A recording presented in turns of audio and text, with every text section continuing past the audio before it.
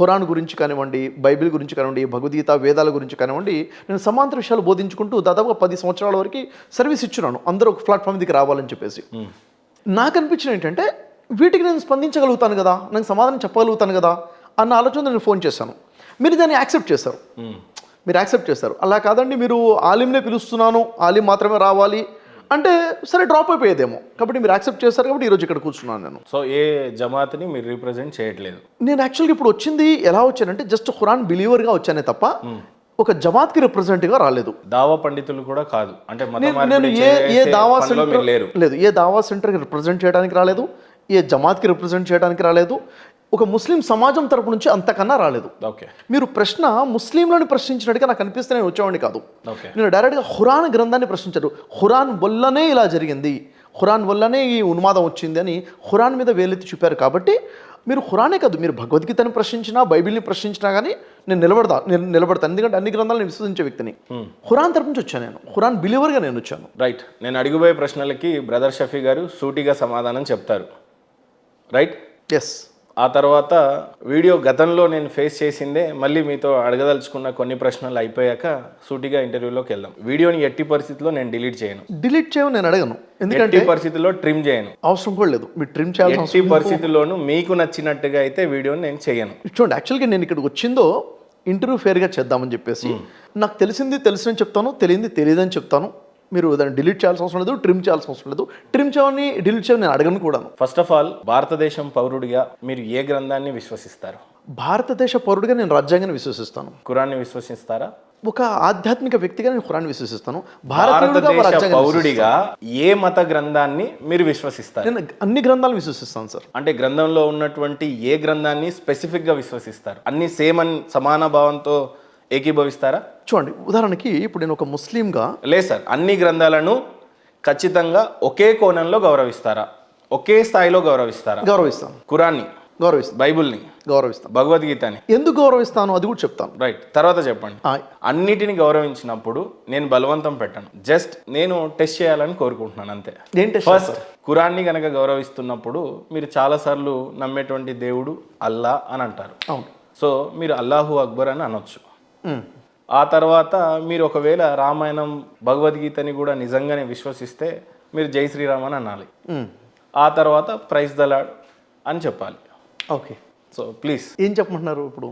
మీకు స్పష్టంగానే అర్థం చెప్పండి, నేను చెప్తాను. అల్లాహు అక్బర్ అంటున్నాను నేను. అల్లాహు అక్బర్. ఓకే. జై శ్రీరామ్ అంటున్నాను నేను. జై శ్రీరామ్, జై శ్రీరామ్, జై శ్రీరామ్, జై శ్రీరామ్. ఎన్నిసార్లు అనాలి చెప్పండి? జై శ్రీరామ్ అన్నాను కదా. జై శ్రీరామ్, అల్లాహు అక్బర్, అల్లాహు అక్బర్, praise the Lord, praise the Lord, praise the Lord, praise the Lord. ఖచ్చితంగా మీ జమాత్ల నుండి మీకు ఫతా జారీ చేస్తారేమో అనేది నా ఉద్దేశం. యాక్చువల్గా ఫత్వా ఎందుకు వస్తుంది? ఇప్పుడు నేను మిమ్మల్ని ప్రశ్న అడగొచ్చా? ఎందుకంటే డిస్కషన్ నేను అనుకుంటున్నాను కదా. రైట్. అల్లాహు అక్బర్ అన్నారు కదా, దాని అర్థం ఏంటి? First of all, hands off to you. 3 గ్రంథాలను గౌరవించారు. సో నా డిబేట్ కి ఏ రకమైన ఆటంకం కలగదు అనేది నా ఉద్దేశం. కరెక్టే మహేందర్ గారు, ఒక్క నిమిషం. జై శ్రీరామ్ అనడం వెనకాల సంతోషపడడానికి గల కారణం ఏంటంటే, అలాగే మీరు అల్లాహు అక్బర్ అనడం వెనకాల కూడా అంతే సంతోషిస్తున్నాను. అలాగే ప్రైజ్ ద లార్డ్ అంటే కూడా అంతగానే సంతోషం. చాలా మంది నిరాకరించారు. ప్రజలందరూ కూడా గతంలో నేను చేసినటువంటి ఇంటర్వ్యూలో కూడా అనడానికే భయపడ్డారు. ఆ ఫతహ ఎందుకు జారీ చేస్తారు ఏంటి అనేది నాకు కూడా వాస్తవంగా తెలియదు. చాలా మంది భయపడ్డారు ఆ ఒక్క పదాన్ని వాడడానికి. సో ఇప్పుడు భారతదేశ పౌరుడిగా రాజ్యాంగాన్ని గౌరవిస్తున్నా అన్నటువంటి ముస్లిం సోదరులలో చాలా తక్కువ మందిని చూశాను. అలాంటిది మీరు ఈరోజు రాజ్యాంగాన్ని గౌరవిస్తున్నాను అని అంటే, రాజ్యాంగబద్ధమైనటువంటి పనులు వాటిని ఎలా అనుసరిస్తున్నారు అనేది నేను తర్వాత మిమ్మల్ని అడుగుతాను ఖచ్చితంగా. వాస్తవం. ఒక విషయం ఇక్కడ నేను, ఎందుకంటే మనం ముందుకెళ్తున్నాం కాబట్టి క్లియర్ చేసుకుంటూ వెళ్దాము. యాక్చువల్లీ మీరు నాకు 3 పదాలు పలకమని చెప్పారు. ఒకటి అల్లాహ్ అక్బర్ అని పలకమన్నారు, రెండోది జై శ్రీరామ్ అని పలకమన్నారు, ప్రైజ్ ద లార్డ్ అని పలకమన్నారు. నాకు తెలిసి ఈ పదాలు పలికే వాళ్ళకి తక్కువ మందికి ఆ పదాలు అర్థం తెలిసేమో నేను అనుకుంటున్నాను. ఓకే. యాక్చువల్గా అర్థాలు తెలియకపోవడం వల్లనే అపోహకు గురైపోతున్నాం. అర్థం తెలుసుకునే ప్రయత్నం చేద్దాం. అల్లాహు అక్బర్ అన్నారు, ఇది అరబీ భాషలో ఉన్నటువంటి పదం. అల్లా అంటే ఆరాధనకరుడు, అక్బర్ అంటే అందరికంటే గొప్పవాడు. ఆరాధనకరుడు ఎవరైతే ఉన్నారో ఆయన అందరికంటే గొప్పవాడు అని చెప్పడానికి అబ్జెక్షన్ ఏమీ లేదు. రెండోది జై శ్రీరామ్ అన్నారు. జై శ్రీరామ్ అన్నప్పుడు యాక్చువల్గా అర్థం ఏంటిది? శ్రీరాములు వారు ఎవరంటే మన భారతదేశంలో గతించినటువంటి పూర్వీకుల్లో గొప్ప సజ్జనుడు, ఒక పుణ్యపురుషుడు, ఒక మహా వ్యక్తి అని నేను నమ్ముతాను. అయితే వ్యక్తి కాబోడు సార్. ఇక్కడ చెప్పేది నా క్లారిటీ కారణం క్లారిటీ ఇచ్చిన తర్వాత చెప్పాలి మీరు వెళ్ళండి. నేను క్లారిటీ ఇచ్చిన తర్వాత అయితే జై శ్రీరామ్ అన్నప్పుడు జై అంటే ఏంటి అసలు అర్థం ఏంటి? రాముడికి జై అంటే ఒక జయము నిమిషం కలుగును గాక అని మీరు అంటారు. కాదు కాదు కాదు నేను చెప్పేది రండి. జై అంటే చాలా మంది ఒక అపోహ ఏమిటంటే అదొక ఘన కీర్తి అని, కీర్తించడము అని, స్తుతించడము అనే అర్థం వస్తుంది. కాబట్టి దేవుణ్ణి మాత్రమే స్తుతించాలి, కాబట్టి ఇంకెవరిని స్తుతించకూడదు అన్న ఆలోచనతో జై శ్రీరామ్ అనకూడదు అన్న నినాదం వచ్చింది. ఇది రాజకీయ నినాదంగా కూడా వచ్చేసింది. వాస్తవానికి పదాల యొక్క అర్థం తెలుసుకుంటే జై శ్రీరామ్ అంటే జయము కలుగును గాక, మనం జై భీమ్ అంటాం, జై భీమ్ అని అంటారు, జై కిసాన్, జై జవాన్, ఈ విధంగా జై అంటే వారు విజయం పొందుగాక అని చెప్పి వారి కోసం మనం ప్రార్థన చేస్తున్నాం. నిజం చెప్పాలంటే ప్రైజ్ ద లార్డ్ అంటాం. ప్రైజ్ ద లార్డ్ అంటే ఏంటి? ప్రైజ్ చేస్తున్నాము, స్తుతిస్తున్నాము ఎవరిని? లార్డ్ని, ప్రభువుని, దేవుణ్ణి. కాబట్టి భాష మారినంత మాత్రాన మనం విషయం అర్థం చేసుకోవడమే ఇక్కడ ఉన్నటువంటి క్లారిటీ. కాబట్టి ఈ అవగాహన లేనివాడు మేబీ అనకపోవచ్చు. దీన్ని రాజకీయంగా చేశారు చాలామంది. మీరు రాజ్యాంగాన్ని గౌరవిస్తున్నాను అని అన్నారు. ఎస్, దాన్నే ఖచ్చితమైన గ్రంథం కింద భావిస్తున్నాను అని అన్నారు. భారతదేశంలో ఉన్న ప్రతి పౌరుడు రాజ్యాంగాన్ని గౌరవించాల్సిందే. ఎందుకంటే మనకు ఉన్నటువంటి కాన్స్టిట్యూషన్, రాజ్యాంగం, మనకు విధి విధానాలు, చట్టాలు, రూల్స్ అండ్ రెగ్యులేషన్స్, ఎలా బతకాలి ఎలా బతకూడదు అన్నది రాజ్యాంగం మనకు బోధిస్తుంది. మన గైడ్ లైన్స్. చాలా పెద్ద కాంట్రవర్సీ అవుతుందేమో. రాజ్యాంగం ఏం చెప్తుంది అంటే ఒకడో పెళ్లి చేసుకోవాలి, రెండో పెళ్లి చేసుకోవాలంటే మొదటి ఆవిడకి విడాకులు ఇచ్చి రెండో పెళ్లిని చేసుకోవాలి అని అంటుంది. సారీ, అలా చెప్పట్లేదు. ఎలా ఉంటుందంటే రాజ్యాంగము చెప్పినప్పుడు వివాహము ఒకటి చేసుకోవాలి అని చెప్పినప్పుడు ముస్లిమ్స్కి ప్రత్యేకంగా ముస్లిం పర్సనల్ లా అనేది ఒకటి ఉంది. అదే భారతదేశ పౌరుడు అంబేద్కర్ రాసిన అదే రాజ్యాంగం చెప్పింది. ఏ రాజ్యాంగం అయితే చెప్పిందో అదే రాజ్యాంగం చెప్పింది ఏంటంటే ముస్లింల కోసం ఈ విధంగా చెప్పడం జరిగింది. కాబట్టి అదే రాజ్యాంగంలో ఉంది. కాబట్టి రాజ్యాంగాన్ని ఫాలో. ఇప్పుడు ఎవరైనా ఒక ముస్లిం ఉన్నారు, ఈ విధంగా ఒకటికనే వాళ్ళు చేస్తున్నారు, అది రాజ్యాంగబద్ధంగా చేసుకున్నట్లయితే తప్ప రాజ్యాంగ వ్యతిరేకంగా చేసుకున్నట్టు కాదు. అయితే ఇప్పుడు ఇక్కడ జరుగుతున్న డివోర్స్లు కానీ ఏవైనా కానీ అవి రాజ్యాంగబద్ధంగా జరుగుతున్నాయి, ఖురాన్ అనుసరించే వ్యక్తులుగా ఆ పద్ధతిలో జరుగుతూ ఉన్నాయి. రాజ్యాంగం అనుమతి ఇచ్చింది. ఆ అనుమతి ప్రకారం ఏమని అనుమతి ఇచ్చింది? మీ పర్సనల్ లా ఏదైతుందో, షరియా ఏదైతుందో షరియా ప్రకారంగా చేయమని అనుమతి ఇచ్చింది. కాబట్టి ఇప్పుడు ఎవరైతే షరియా ప్రకారంగా చేస్తున్నారో షరియత్ని అనుసరించినట్టు రాజ్యాంగాన్ని కూడా అనుసరించినట్టు. ఎందుకు మరి అలాంటప్పుడు మీరు దాన్ని ప్రారంభిస్తున్నప్పుడు భారతదేశంలో కొత్తగా ఆర్టికల్స్ ఎందుకు వచ్చినాయి? మరి ఏ ఆర్టికల్స్ వచ్చాయంటున్నారు? ఇప్పుడు కొత్తగా డివోర్స్ తీసుకోవాలి అని అంటే త్రిబుల్ తలాక్ని రద్దు చేయాలి అనే విధి విధానాలు భారతదేశంలోకి, ఎస్పెషల్లీ మీరు మీ పర్సనల్ లాని ఫాలో అవుతున్నప్పుడు అందులో భారతదేశ పౌరులుగా ఈ దేశ ప్రధానులుగా ఉన్నటువంటి సమీకరణం ఎందుకు జరగాల్సి ఎందుకు వచ్చింది అంటే కొంతమంది ఖురాన్కి షరియత్కి వ్యతిరేకంగా వెళ్ళి తలాఖ్ని మిస్యూజ్ చేశారు. ఎలాగో తలాఖ్ గురించి మీకు క్లారిటీ ఇస్తాను. ఇప్పుడు తలాఖ్ అని 3 సార్లు చెప్తే భార్యకి విడాకులు అయిపోతాయి అని చెప్పేసి ఈ విధంగా చాలామంది ఆచరిస్తున్నారు. ఇదే ఖురాన్లో ఉంది, ఇదే షరియత్ బోధిస్తుంది అన్న భ్రమలో చాలామంది ఉన్నారు. వాస్తవానికి ఖురాన్ ఏం చెప్తుంది? ఖురాన్లో సూర నిసాలో క్లియర్గా ఉంది. సూర తలాక్ కూడా ఒక సూర ఉంటుంది. దాంట్లో ఏంటంటే భర్త భార్యకి తలాక్ ఇవ్వాలనుకున్నప్పుడు, ఏదైనా విషయంలో నచ్చనప్పుడు ఏం చేయాలి? క్లియర్ స్టేట్మెంట్స్ ఉన్నాయి. మొదటగా తనకు చెప్పాలి, తనకి ఏ విషయంలో తనకు నచ్చట్లేదో తనకు చెప్పాలి, కౌన్సిలింగ్ చేయాలి. రెండోది తనతో దూరంగా ఉండే ప్రయత్నించాలి, ఒకే ఇంట్లోనే పడక వేరు చేయమని చెప్పడం జరిగింది. తర్వాత తన పెద్దని, అమ్మాయి తరపు నుంచి పెద్దని ఇద్దరిని కూర్చోబెట్టి కౌన్సిలింగ్ చేయాలంది. 3rd step. 4th స్టెప్లో అయినప్పటికీ కూడా ఇంకా విడాకులు ఇవ్వాలని నిర్ణయించుకుంటే 4th స్టెప్లో నేను నీకు తలాక్ ఇస్తున్నాను అని చెప్పాలి ఒక్కసారి. ఆ తర్వాత 1 మంత్ కలిసి ఒకే ఇంట్లో ఉండాలి, కండిషన్. తర్వాత 1 మంత్ తర్వాత మళ్ళీ నేను నీకు తలాక్ ఇస్తున్నాను మళ్ళీ చెప్పాలి. ఆ తర్వాత 1 మంత్ ఇంకా కలిసి ఉండాలి. తర్వాత 3వ తలాక్ చెప్పాలి. ఇది ఖురాన్ షరియా ఇస్తున్నటువంటి సమాధానం. ఇలా కాకుండా ఒక్కసారి 3 సార్లు తలాక్ చెప్పినా కానీ తలాక్ అయిపోతుంది, తాగిన మైకంలో తలాక్ చెప్పినా అయిపోతుంది, కోపంలో చెప్పినా అయిపోతుంది, ఫోన్లో చెప్పినా అయిపోతుంది అని చెప్పేసి కొత్త పద్ధతులు ఏవైతే తీసుకొచ్చారో కొంతమంది పోలీస్ స్టేషన్లోనే చెప్పి పంపించేస్తున్నారు. ఇవన్నీ కూడా నిజంగా చెప్పాలంటే ధర్మాన్ని వాళ్ళ కోసం ఆట వస్తువుగా మార్చుకున్న వాళ్ళ పనులు. ఇలాంటి వాడికి గొడ్డలి పెట్టుగా ఆర్టికల్ వచ్చింది. I salute. అయితే వచ్చిన ఆర్టికల్ ఇస్లాంకి, ఖురాన్కి, షరియత్కి వ్యతిరేకంగా వచ్చిందా? రాలేదు. ప్రజలు షరియత్ని ఎట్లయితే మార్చేసుకున్నారో వాళ్ళకి వ్యతిరేకంగా వచ్చింది. బలవంతుడు దాన్ని ఏ రకంగానో ఉపయోగించుకుంటాడు. బలహీనురాలైన లేడీ ఏం చేస్తుంది? అసలే బయటికి వెళ్ళి చెప్పుకోలేదు కాబట్టి ఖచ్చితంగా ఈ మీరు చెప్పిన 3 పద్ధతిలో అది అయ్యే ప్రసక్తి అయితే అయ్యే ప్రసక్తి కాదు కదా. ఇప్పుడు భార్యకి నేను ఇప్పుడు తలాక్ చెప్పాను నా భార్యకి అనుకోండి, 1 నెల తర్వాత కోపం తగ్గిపోతుంది, అవునా లేదా? ఇంకొక నెల, ఈ విధంగా 3 months టైం ఉంది అక్కడ. ఆ 3 months టైంలో ఖచ్చితంగా కోపతాపాలు పోతాయి, కోపంలో తీసుకున్న డిసిషన్స్ ఉండవు, మొదలు కౌన్సిలింగ్ అయిపోతుంది, అడ్జస్ట్మెంట్ అయిపోతుంది, వాళ్ళు కలిసి ఉంటారు. అయినప్పటికీ మనకు కలవదు అనుకుంటే అప్పుడు వచ్చే డైవర్స్, జెన్యూన్ డైవర్స్ అంటారు దాన్ని.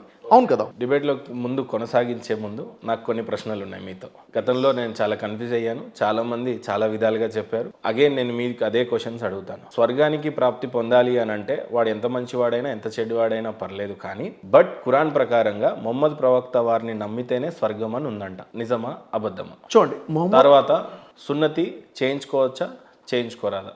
గోమాంసం తినొచ్చా తినకూడదా? మొహమ్మద్ ప్రవక్త వారు దీని మీద ప్రవచనాలు చేశారని కొన్ని చోట్లలో ఉందంటారు, కొన్నిసార్లు లేదు అని అంటారు. సో మీరేమంటారు? చూడండి, ఇక్కడ క్లియర్గా విషయం ఏంటంటే, ఫస్ట్ ఆఫ్ ఆల్ మొహమ్మద్ ప్రవక్త వారు నమ్మితేనే స్వర్గమా? సున్నతి చేసుకోవచ్చా చేయించుకోరాదా? గోమాంసం తినొచ్చా తినకూడదా? అసలు ఎవరు స్వర్గ నరకాలకి అర్హులు? చూడండి, విషయం ఏంటంటే సార్, ఇప్పుడు మొహమ్మద్ ప్రవక్తని విశ్వసిస్తేనే స్వర్గమా అంటే, సృష్టికర్తన దైవాన్ని విశ్వసించాలి, ఆయన పంపించిన ప్రవక్తలందరినీ విశ్వసించాలి, ఆయన దైవదూతలను విశ్వసించాలి, దేవుడు పంపిన గ్రంథాలన్నింటినీ విశ్వసించాలి, పరలోకాన్ని విశ్వసించాలి, అంటే తీర్పు దినం విశ్వసించాలి, అదృష్ట దురదృష్టాలను విశ్వసించాలి. ఈ అన్నింటిని కూడా విశ్వసిస్తే దాన్ని విశ్వాసం అంటారు. ఆ తర్వాత సదాచరణ కలిగి ఉండాలి, మంచి పనులు చేస్తూ ఉండాలి. ఇలాంటి వారి కోసము ఇహలోకంలో మరియు పరలోకంలో సాఫల్యం ఉందని ఖురాన్ క్లియర్గా చెప్పడం జరుగుతుంది. అయితే ఇక్కడ ప్రవక్తలందరినీ విశ్వసించాలి అని కండిషన్ ఉంది ఖురాన్లో. అన్ని గ్రంథాలను విశ్వసించాలని కండిషన్ ఉంది. ఆ ప్రవక్తల పరంపరలో చివరి ప్రవక్త ముహమ్మద్ సల్లల్లాహు అలైహి వసల్లం వారు. గ్రంథాల పరంపరలో చివరి గ్రంథం ఏంటంటే ఖురాన్ గ్రంథం చివరిగా అవతరించింది. దాన్ని విశ్వసించాలి. విశ్వసిస్తే ఖచ్చితంగా స్వర్గానికి అర్హులైపోతారు, దాని ప్రకారంగా జీవితం గడిపిన వారు. మొదటి విషయం.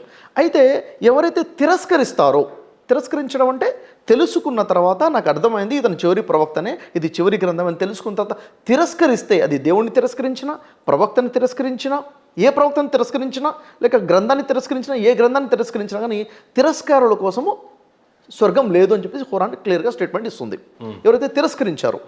అయితే ప్రవక్తను విశ్వసిస్తేనే స్వర్గమా? అవును, విశ్వసిస్తే స్వర్గమే. ఇక్కడ రెండు ఉన్నాయి, విశ్వసించడం వేరు, తిరస్కరించడం వేరు. ఈ రెండింటికి మధ్య మరొకటి ఉంది, అదేమిటి? తెలియని వారు ఉన్నారు. మొహమ్మద్ ప్రవక్త గురించి నాకు సందేశం తెలియదు, ఇంకా మొహమ్మద్ ప్రవక్త గురించి నాకు క్లారిటీ రాలేదు, నేను ఇంకా పరిశీలనలో ఉన్నాను. అలాంటి వ్యక్తి తిరస్కరించినట్లు కాదు కదా. ఉదాహరణకి ఇప్పుడు మీరు నాకు తిరస్కరించడము అంటే, సరే మీరు నాకు ఏదైనా ఆఫర్ చేశారు, నేను దాన్ని వద్దు సార్ అంటే నేను రిజెక్ట్ చేశాను, తిరస్కరించడం. మీరు నాకు ఆఫరే చేయనప్పుడు నేను తిరస్కరించినట్టు కాదు. కాబట్టి తిరస్కరించిన వారి కోసం నరకం, దేవుణ్ణి కానీ, ప్రవక్తల్ని కానీ, గ్రంథాలని కానీ, పరలోకాన్ని కానీ. అయితే స్వీకరించకుండా, తిరస్కరించకుండా తెలియని తనంలో ఉన్న వారి కోసము ఇది వర్తించదు. సో మొహమ్మద్ ప్రవక్త వారిని నమ్మితే స్వర్గం, నమ్మకపోతే తిరస్కరిస్తే నరకము అంటున్నాను. నమ్మకపోతే ఎందుకు నమ్మలేదు? తిరస్కరించడం అంటే తెలిసిన తర్వాత తిరస్కరించడం వేరు. అసలు ఆయనకు పరిచయమే లేదు మొహమ్మద్ ప్రవక్త వారు. ఈ కాలంలోనే ఆయన కాలజ్ఞానం చేసేస్తే, మరణిస్తే ఆయనకి స్వర్గం ఉంటుందా ఉండదా? చూడండి, దీనికి సంబంధించి నేనేమంటున్నాను వదిలేండి, ఖురాన్ ఏమంటుందో చూద్దాం మనం. ఖురాన్లో మీ దగ్గర కూడా ఖురాన్ ఉంటే చూడండి, ఒకవేళ మీ దగ్గర ఖురాన్ ఉంది కదా, ఖురాన్లో మీరు చూసుకున్నట్లయితే సూరా ఆల్ ఇమ్రాన్లో 110వ వాక్యం చూసుకున్నట్లయితే, ఇక నుండి ప్రపంచంలో మానవులకు మార్గం చూపడానికి, వారి సంస్కరణకు రంగంలోకి తీసుకురాబడిన ఉత్తమ సమాజం మీరే. ఇక నుండి ప్రపంచంలో మానవులకు మార్గం చూపటానికి, వారి సంస్కరణకు రంగంలోకి తీసుకురాబడిన ఉత్తమ సమాజం మీరే. ఇది ఎవరిని ఉద్దేశించి చెప్పడం జరుగుతుందంటే, ఎవరైతే మొహమ్మద్ ప్రవక్తను విశ్వసించారో, విశ్వసించిన వాళ్ళని అంటే ముస్లింలని విశ్వసించి చెప్పడం జరుగుతుంది. మీరు మంచిని చేయండి అని ఆజ్ఞాపిస్తారు, చెడు నుండి ఆపుతారు, ప్రజల్ని మంచి వైపుకి ఆహ్వానిస్తే చెడు నుండి ఆపుతారు, అల్లాను విశ్వసిస్తారు. వీళ్ళు ఎవరండి? ముస్లింలు, విశ్వాసులు అని చెప్పేసి. ఈ గ్రంథ ప్రజలు కూడా విశ్వసించి ఉన్నట్లయితే వారికే మేలు జరిగి ఉండేది. గ్రంథ ప్రజలు అంటే ఇక్కడ ఉద్దేశం ఏంటంటే, అక్కడ ఉన్నటువంటి గ్రంథ ప్రజలు, ఏమండి, అక్కడ ఉన్నటువంటి గ్రంథ ప్రజలు, ఆ ప్రాంతంలో క్రైస్తవులు కావచ్చు, యూదులు కావచ్చు, వారు కూడా విశ్వసించుంటే వారికే మేలు జరిగి ఉండేది. వారిలో కొందరు విశ్వాసులు కూడా ఉన్నారు, కానీ అధికులు అవిధేయులే. ఇక్కడ అండర్లైన్ ఏముంటుంది అంటే, వారిలో కొందరు విశ్వాసులు కూడా ఉన్నారు అంటే, ఎవరిలో? గ్రంథ ప్రజలలో కొందరు విశ్వాసులు ఉన్నారు అని చెప్పడం జరుగుతుంది. అక్కడ అరబీలో చూసుకున్నట్లయితే వాళ్ళని మోమినీన్ అని చెప్పడం జరిగింది. మోమినీన్ అంటే ముస్లిం అని. అంటే గ్రంథ ప్రజల్లో కూడా ముస్లింలు ఉన్నారు అని ఎవరు అంటున్నారు? దేవుడే ఇక్కడ చెప్పడం జరిగింది. ఎవరిని? మొహమ్మద్ ప్రవక్త నమ్మనటువంటి వారిని కూడా ముస్లింలని ఖురాన్ చెప్తుంది. వారు కూడా విశ్వాసులు అని చెప్పడం జరుగుతుంది. అంటే నమ్మకపోయినా స్వర్గమే. ఇంకా కింది వాక్యం చూద్దాం. ఆ తర్వాత 113వ వాక్యం చూడండి, దాంట్లోనే కింద వాక్యం. కానీ గ్రంథ ప్రజలందరూ ఒకలాంటి వారు కాదు, వారిలో సత్య మార్గంలో స్థిరంగా ఉన్నవారు కూడా కొందరు ఉన్నారు. అంటే గ్రంథ ప్రజలు కొంతమంది సత్యంలో ఉన్నారు అని చెప్పేసి ఈ ఖురాన్ స్టేట్మెంట్ ఇస్తుంది. అంటే క్రైస్తవుల్లో కొంతమంది సత్యంలో ఉన్నారు, స్థిరంగా ఉన్నారు, యూదుల్లో కూడా ఉన్నారు. వారు రాత్రి సమయాలలో అల్లా ఆయతులు పఠిస్తారు, వారు రాత్రి సమయాల్లో అల్లా ఆయతులు అంటే దేవుడు వారికి ఇచ్చిన గ్రంథం ఏదైతే వారి దగ్గర ఉందో ఆ వాక్యాలు రాత్రి పట్టిస్తారట. రాత్రి వాళ్ళ యొక్క లక్షణం అది. ఆయన ముందు సజ్దా చేస్తారు, అంటే ఆయన ముందు సాష్టాంగ పడతారు, మోకరిల్లుతారు అని చెప్పేసి. అల్లాహను అంతమ దినాన్ని విశ్వసిస్తారు, అంటే సృష్టికర్తన దేవుణ్ణి, పరలోకాన్ని కూడా నమ్ముతారు. వాళ్ళు మంచిని చేయండి అని ఆజ్ఞాపిస్తారు, చెడు నుండి ఆపుతారు. ఎవరు? గ్రంథ ప్రజలు కొంతమంది. సత్కార్యాలలో సతతం చురుకుగా ఉంటారు, మంచి పనులు చేయడంలో చాలా యాక్టివ్గా ఉంటారు. వారు సజ్జనులు, అంటే వారు సత్యం మంచి పనులు చేసేవారు. వారు చేసే ఏ పనికైనా విలువ ఇవ్వకపోవడం అనేది జరగదు. అంటే వారు చేసే మంచి పనులు, వారి విశ్వాసానికి దేవుడు ఖచ్చితంగా ప్రతిఫలాన్ని ఇస్తాను అని చెప్తున్నాడు. అంటే ఇది ఈ స్టేట్మెంట్ షఫీ చెప్తున్నాడా లేక ఖురాన్లో ఉన్న స్టేట్మెంటా? ఖురాన్లోని స్టేట్మెంట్. ఇక్కడ వారు వారు వారు అంటున్నారు. వారు అని ఎందుకు అన్నారు? వీరు కాదని అర్థం. వీరు అంటే ముహమ్మద్ ప్రవక్త నమ్మిన వారు, వారు అంటే ముహమ్మద్ ప్రవక్త నమ్మకుండా ఆ వర్గంలో ఉన్నవారు. ఆ వర్గంలో ఉన్న వారిలో విశ్వాసులు ఉన్నారని, వారు మంచి పనులు చేస్తున్నారని, వారు విశ్వాసంపై స్థిరంగా ఉన్నారని, వారికి ప్రతిఫలం ఉందని క్లియర్గా చెప్పడం జరుగుతుంది. అది వాళ్ళ గ్రంథాన్ని ఆధారంగా. ఎస్, వారి గ్రంథాలు చదువుతున్నారు. అక్కడ కూడా అంటే ఇక్కడ గమనించాల్సింది ఏంటంటే వారు అల్లా వాక్యాలు చదువుతున్నారు అని దేవుడే స్వయంగా ఇక్కడ చెప్తున్నాడు. అంటే వారు చదువుతున్న దేవుని వాక్యాలన్న స్టేట్మెంట్ ఇక్కడ ఇవ్వడం జరుగుతుంది. వేరే గ్రంథాల్లో కూడా అల్లా వాక్యాలే చదువుతున్నారని స్టేట్మెంట్ ఇస్తుంది, ఖురాన్ ఇస్తుంది. ఓకే, ఖురాన్ స్టేట్మెంట్ ఇస్తుంది. కాబట్టి ఖురాన్ మాత్రమే అల్లా గ్రంథమా? అల్లా వాక్యాలు దీంట్లోనే ఉన్నాయా? దేవుడి వాక్యాలు ఇక్కడే ఉన్నాయా? కాదు, వారి గ్రంథంలో కూడా ఉన్నది దేవుని వాక్యాలని ఖురాన్ స్టేట్మెంట్ ఇస్తుంది. ఇక్కడ మనకు క్లారిటీ వస్తుంది. ఇంకో విషయం చూద్దాం మనం. 5వ సూరాలు 66వ వాక్యం చూస్తే సూరే అల్ మాయిదా 66. ఇక్కడ మీరు చూసిన 156వ పేజీ ఉంటుంది మీ దగ్గర, 156. దాంట్లో 165 అండ్ 66 రెండు వాక్యాలు కలిపి ఉన్నాయి అక్కడ కదా. దాంట్లో 66 చదువుతున్నాను, 5th లైన్. తౌరాతును ఇంజీలును వారి ప్రభు తరపు నుంచి వారి వద్దకు పంపబడిన ఇతర గ్రంథాలను అనుష్ఠించి ఉన్నట్లయితే ఎంత బాగుండేది. చూడండి, ఖురాన్ ఏముంటుంది? ఇతర గ్రంథాలను కూడా వాళ్ళ దగ్గర తౌరాత్ వచ్చింది, అంటే మోషేకి ఇచ్చింది తౌరాత్, ఈసాకి ఇచ్చింది, ఈసా అలైహిస్సలాంకి ఇచ్చింది ఇంజీలు. ఇంకా వారి ప్రభు తరపు నుంచి వారి వద్దకు వచ్చినట్టు ఇతర గ్రంథాలు, ఇంకా చాలా గ్రంథాలు వచ్చాయి. ఎందుకు? చాలామంది ప్రవక్తలు వచ్చారు. వారి గ్రంథాలను కనుక వారు అనుష్ఠించి ఉన్నట్లయితే, అంటే చదివి అర్థం చేసుకుని దాని ప్రకారంగా ప్రతిష్ఠించినట్లయితే, ఆచరిస్తున్నట్లయితే ఎంత బాగుండేది అని చెప్పేసి చెప్పడం జరుగుతుంది. అంటే వాళ్ళు చాలామంది ఆచరించట్లేదు.